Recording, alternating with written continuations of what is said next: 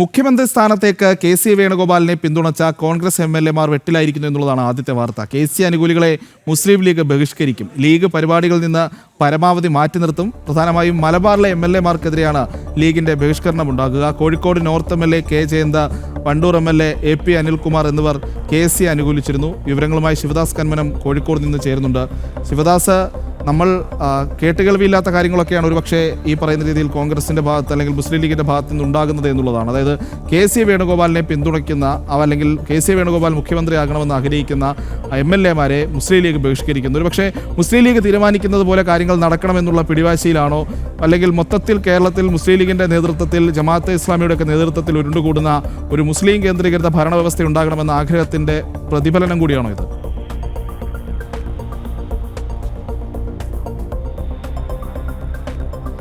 തീർച്ചയായും അത്തരത്തിൽ തന്നെയാണ്. കാരണം മുസ്ലിം ലീഗ് ആഗ്രഹിക്കുന്ന ഒരു വ്യക്തിയെ മുഖ്യമന്ത്രിയാക്കുക എന്നുള്ള ഒരു നിലപാട് അവർ നേരത്തെ തന്നെ സൂചിപ്പിച്ചിരുന്നു, അല്ലെങ്കിൽ അത്തരത്തിലുള്ള ഒരു തീരുമാനം അവരുടെ ഭാഗത്തു നിന്നും ഉണ്ടായിരുന്നു. നമുക്കറിയാം, വി.ഡി. സതീശൻ പലപ്പോഴും പല വിഷയങ്ങളിലും പാണക്കാട് സാദിഖ് അലി ശിഹാബ് തങ്ങളെ നേരിൽ കണ്ടുകൊണ്ടായിരുന്നു പല തീരുമാനങ്ങളും കൈക്കൊണ്ടിരുന്നത്. അതിൻ്റെ അടിസ്ഥാനത്തിൽ മുസ്ലിം ലീഗ് പലപ്പോഴും വി.ഡി. സതീശനൊപ്പം നിന്നിരുന്നു.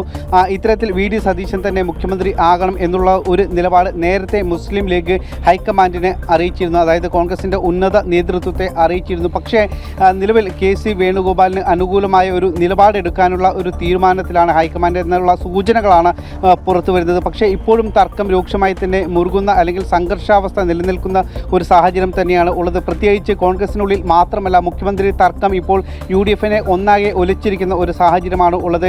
മലബാറിൽ ആകെ കെ.സി. വേണുഗോപാലിനെ അനുകൂലിക്കുന്ന മുഖ്യമന്ത്രിമാരെ ബഹിഷ്കരിക്കാനുള്ള ഒരു തീരുമാനത്തിലാണ് ഇപ്പോൾ മുസ്ലിം ലീഗ് എത്തിയിരിക്കുന്നത്. അത്തരത്തിലുള്ളൊരു തീരുമാനം, അതായത് വ്യത്യസ്ത പരിപാടികൾ സംഘടിപ്പിക്കുമ്പോൾ കെ.സി. വേണുഗോപാലിനെ അനുകൂലിക്കുന്ന ഏതെങ്കിലും തരത്തിൽ അത്തരത്തിലുള്ള നിലപാടുകൾ സ്വീകരിക്കുന്ന എം.എൽ.എമാരെ ബഹിഷ്കരിക്കുക എന്നുള്ള ഒരു നീക്കത്തിലേക്ക് മുസ്ലിം ലീഗ് എത്തിയിരിക്കുന്നു.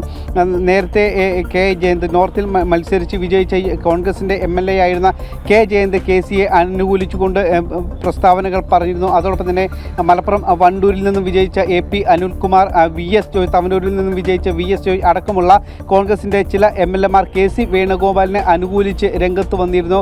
കെ ജയന്ത് പറഞ്ഞത്, ജനകീയ വികാരം അളക്കുന്ന ഒരു യന്ത്രവും ഇതുവരെ കണ്ടുപിടിച്ചിട്ടില്ല എന്നുള്ള തരത്തിലുള്ള ഒരു പ്രസ്താവനയൊക്കെ കെ ജയന്തിൻ്റെ ഭാഗത്തു നിന്നും ഉണ്ടായിരുന്നു. ഇതിനെതിരെയൊക്കെയാണ് ശക്തമായ രീതിയിലുള്ള ഒരു മുസ്ലിം ലീഗിൻ്റെ ഒരു പ്രതിഷേധം ഇപ്പോൾ ഉണ്ടായിരിക്കുന്നത്. അതായത് കൃത്യമായി തന്നെ ഈ കോൺഗ്രസ് മുഖ്യമന്ത്രിയെ ഇതുവരെ തിരഞ്ഞെടുത്തിട്ടില്ല, ഇപ്പോഴും അത് വലിയ രീതിയിലുള്ള ഒരു സംഘർഷത്തിലേക്ക് അല്ലെങ്കിൽ അത്തരത്തിലുള്ള തർക്കങ്ങളിലേക്ക് എത്തിയിരിക്കുന്നു എന്നുള്ളതാണ്. അത് യു.ഡി.എഫിനെ ആകെ ഉലച്ചിരിക്കുന്നു, യു.ഡി.എഫിനെ ആകെ ബാധിച്ചിരിക്കുന്നു. പ്രത്യേകിച്ച് നമുക്കറിയാം, വി.ഡി. സതീശൻ സ്വാഭാവികമായും പലപ്പോഴും മുസ്ലിം ലീഗിന് വേണ്ട കാര്യങ്ങളൊക്കെ ചെയ്തു കൊടുക്കുന്ന ഒരു നേതാവ് കൂടിയായിരുന്നു. പ്രത്യേകിച്ച് ന്യൂനപക്ഷ പ്രീണനത്തിൽ ഊന്നിയുള്ള ഒരു പ്രവർത്തനമാണ് വി.ഡി. സതീശന്റെ ഭാഗത്തു നിന്ന്. അവിടെ തന്നെയാണ്, അതായത് ഇപ്പോൾ ആര് കേരളത്തിന്റെ മുഖ്യമന്ത്രി ആകുന്നു എന്നുള്ളതല്ല ഇവിടുത്തെ ഒരു പ്രധാനപ്പെട്ട വിഷയം. ഇപ്പോൾ വി.ഡി. സതീശനോ കെ.സി. വേണുഗോപാലോ അല്ലെങ്കിൽ രമേശ് ചെന്നിത്തലയോ ആരുമായിക്കോട്ടെ, പക്ഷേ ഇതിൻ്റെ ഒരു പ്രശ്നം വരുന്നത് ഒരു രാഷ്ട്രീയ പാർട്ടി, അതും കൃത്യമായി പറയുകയാണെങ്കിൽ മലബാറിലെ കേരളത്തിലെ മുസ്ലിംകളുടെ അല്ലെങ്കിൽ ആ രീതിയിലുള്ള തീവ്ര നിലപാടുകൾ സ്വീകരിക്കുന്ന ഒരു പാർട്ടി, ആ പാർട്ടിക്കൊപ്പം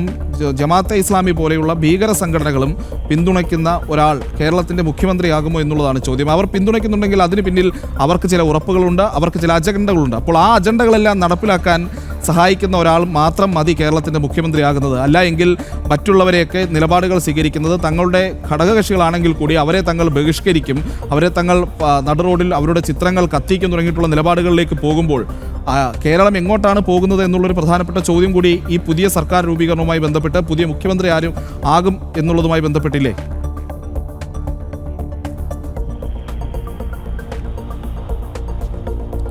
തീർച്ചയായും അതിൻ്റെ കൃത്യമായൊരു ഉദാഹരണമാണ് കഴിഞ്ഞ തവണ നിലമ്പൂരിൽ ഉപതെരഞ്ഞെടുപ്പ് നടക്കുന്ന സമയത്ത്.